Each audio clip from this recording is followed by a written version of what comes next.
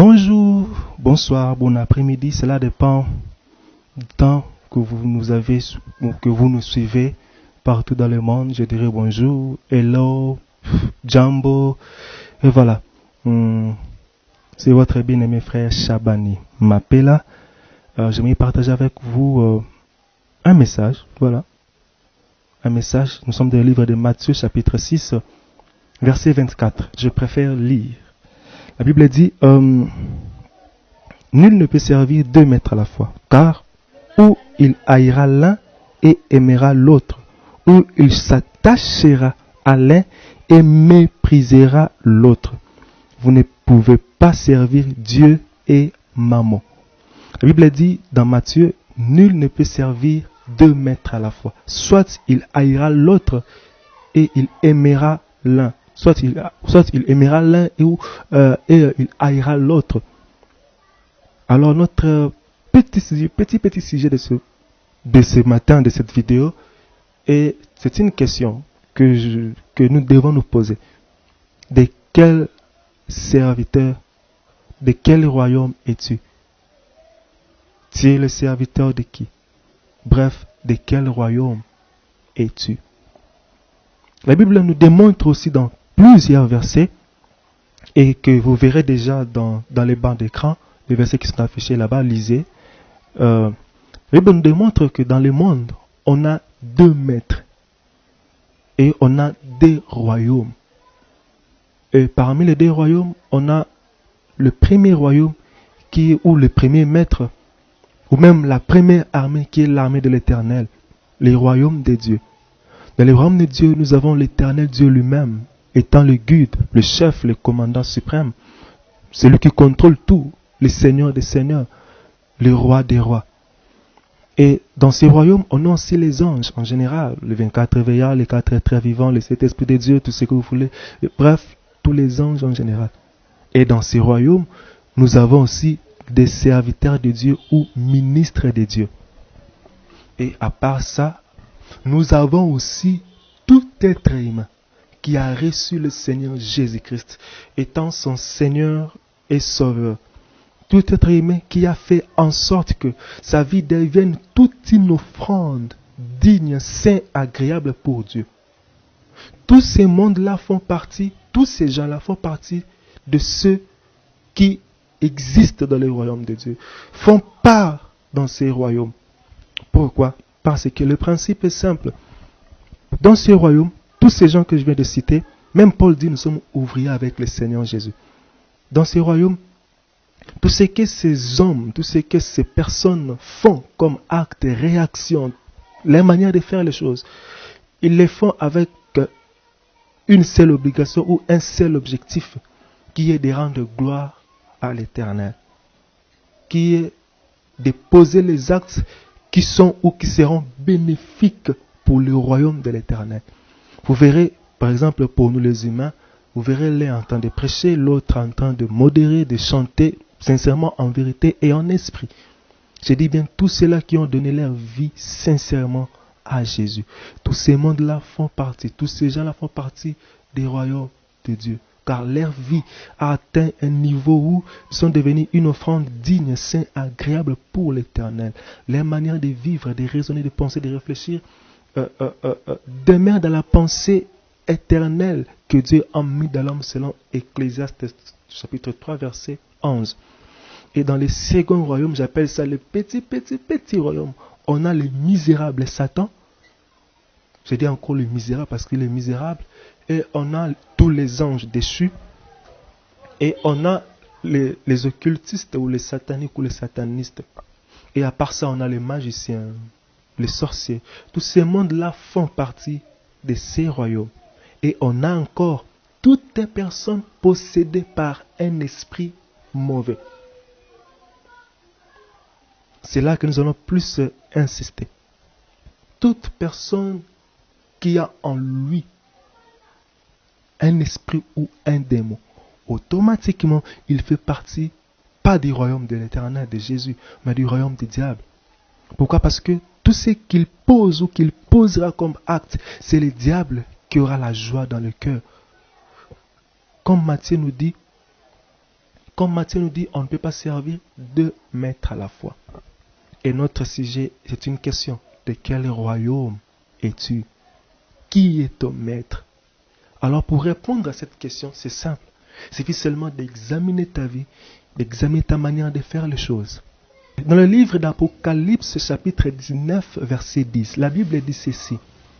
Là, c'est la conversation entre Jean et l'ange. La Bible dit, Jean dit à l'ange, Jean voulut s'incliner et adorer l'ange. Mais l'ange refusa et dit, non, non, ne t'incline pas devant moi, ne m'adore pas, car moi qui suis ange et toi qui es humain, nous deux, nous sommes les compagnons de service. Autrement on dira, nous sommes des collègues. Autrement on dira, nous sommes des condisciples. Nous tous, nous travaillons pour un seul et l'unique royaume. C'est ce qu'on disait. Et les anges qui sont au ciel, et nous serviteurs qui sont sur la terre, et nous enfants de Dieu qui sommes sur la terre, nous tous, nous ne faisons que un, parce que nous sommes tous condisciples, nous sommes tous compagnons de service. Pourquoi? Parce que nous tous, nous travaillons pour la gloire de Dieu. Nous tous, nous exécutons, nous réagissons, nous agissons, rien que pour que une seule personne, au nom de Jésus, un seul cœur qui est le cœur de Jésus, un seul roi qui est Jésus, qu'il puisse trouver gloire dans ce que nous faisons. Voilà pourquoi je dis que nous faisons partie de ces royaumes. Et de l'autre côté, comme j'avais dit, il y a un royaume en miniature, le misérable, là où on trouve les diables et ses acolytes. J'aimerais insister sur un point. J'avais dit que dans ces royaumes-là des diables, on a les diables lui-même, les anges déchus, on a les démons, on a les occultistes, on a les magiciens, on a les sorciers. Tous ces gens-là font partie du même royaume, car ils travaillent exclusivement pour les diables.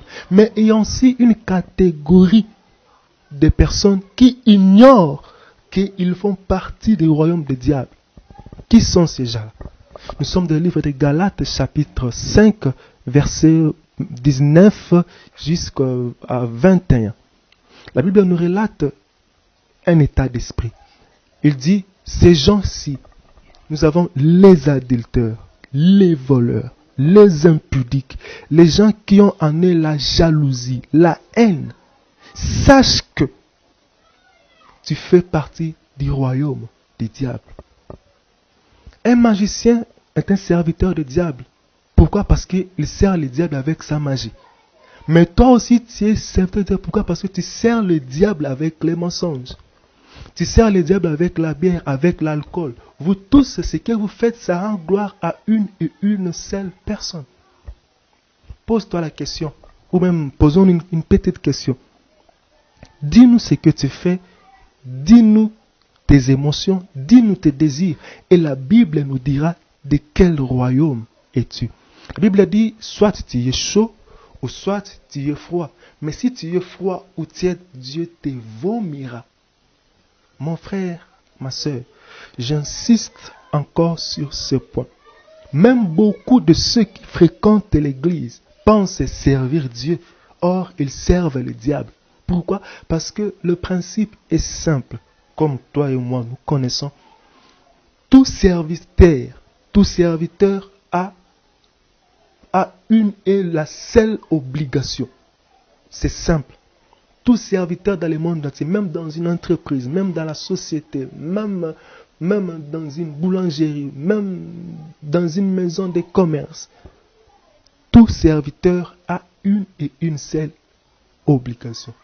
Je dirais même deux. La première, c'est que tout serviteur a l'obligation de poser les actes qui seront agréés par son maître, par son boss, par son PDG.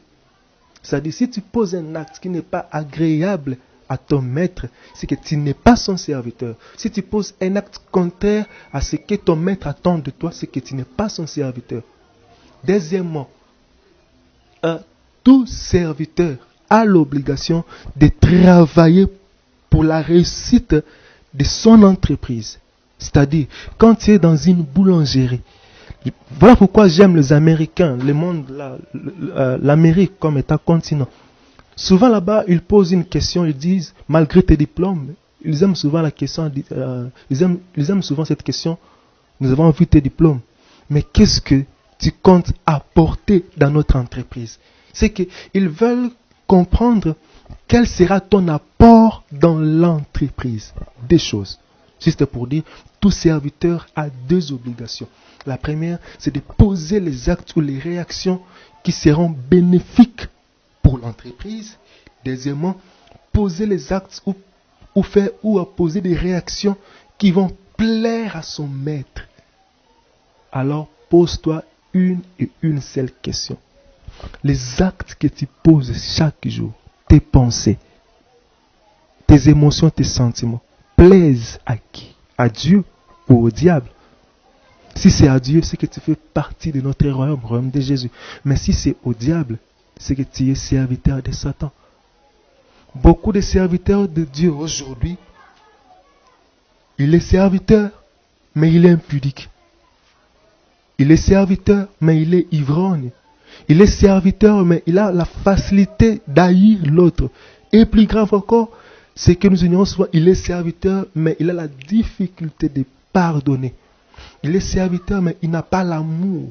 Or, n'ayant pas l'amour en toi, ayant un esprit de division, qui tire gloire dans ce que tu fais?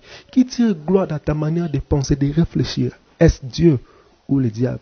Voilà pourquoi Jésus dit, beaucoup diront, Seigneur, je te servis, j'étais ton serviteur, j'étais ton chantre, j'ai chanté, j'ai prophétisé. Mais Jésus dira que je ne vous ai jamais connu, car vous êtes le serviteur de l'iniquité. Pour conclure, notre sujet c'est une question. De quel royaume es-tu?